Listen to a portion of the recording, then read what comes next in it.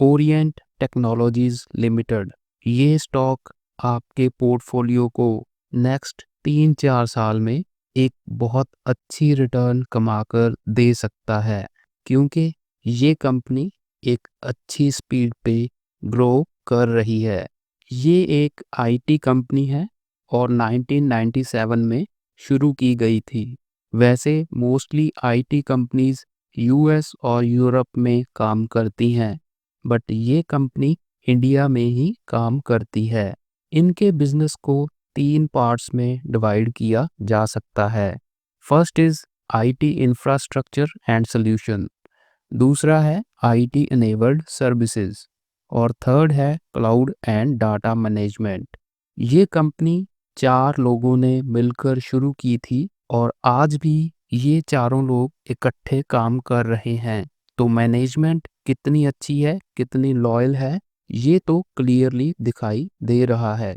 IPO listing के बाद ये स्टॉक एकदम से भागा और अब ये एक ही झटके में 50% से ज़्यादा का फॉल भी दिखा चुका है।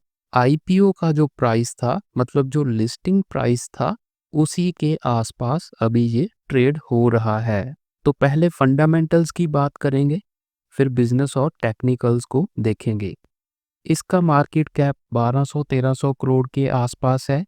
पी रेशो 25 के आसपास दिखा रहा है स्क्रीनर डॉट इन पे, लेकिन कुछ साइट्स पे ये 32 के आसपास दिखाता है।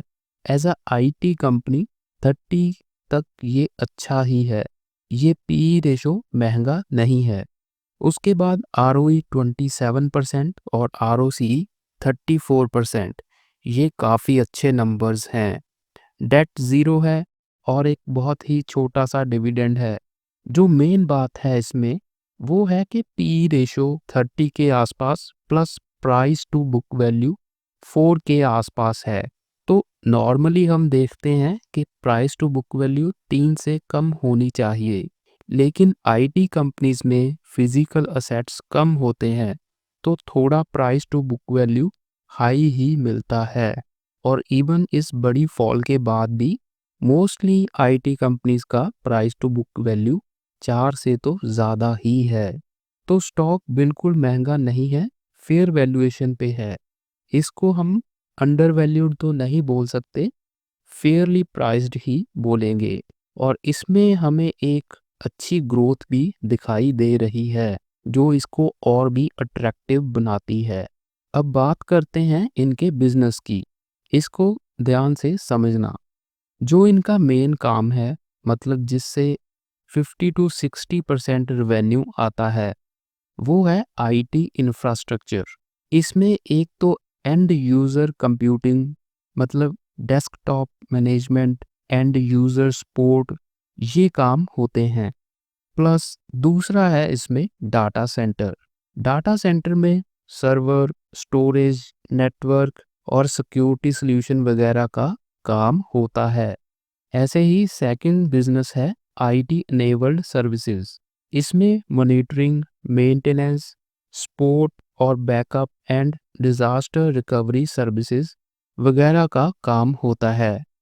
इसमें से इनका 20-25% रेवेन्यू आता है। और थर्ड है cloud and data management services.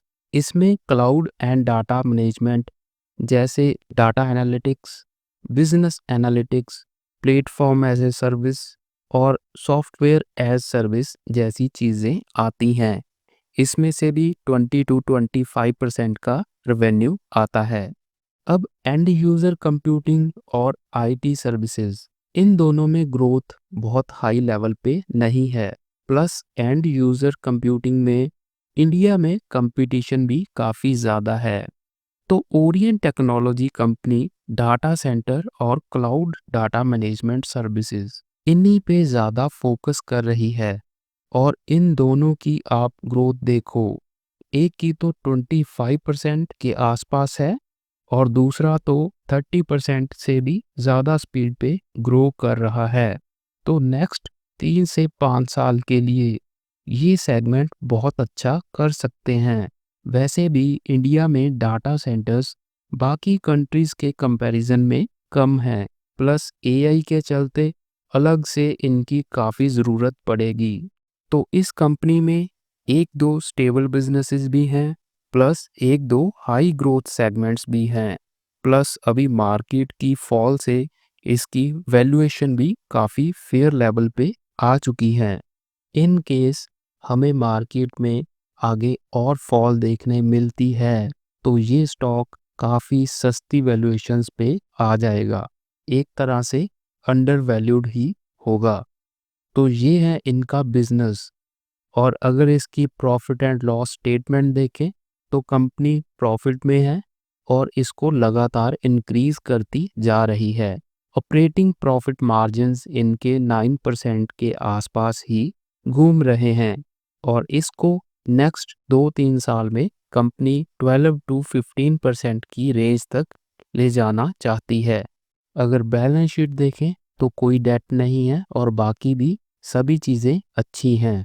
आगे अगर हम इनका कस्टमर बेस देखें तो आप देख सकते हो कि इसमें गवर्नमेंट कंपनीज का नाम भी मौजूद है, जैसे कोल इंडिया, और वैसे भी बाकी भी अच्छी खासी कंपनीज हैं।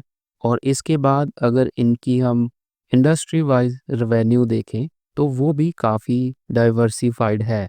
यहाँ पर जो मिड मार्केट है इसमें real estate, education, e commerce, energy, मतलब काफ़ी डाइवर्सिफाइड है। मोस्टली जो कॉन्ट्रैक्ट्स कंपनी लेती है वो 3 से 5 साल के लिए लेती है, मतलब एक stable revenue for long term.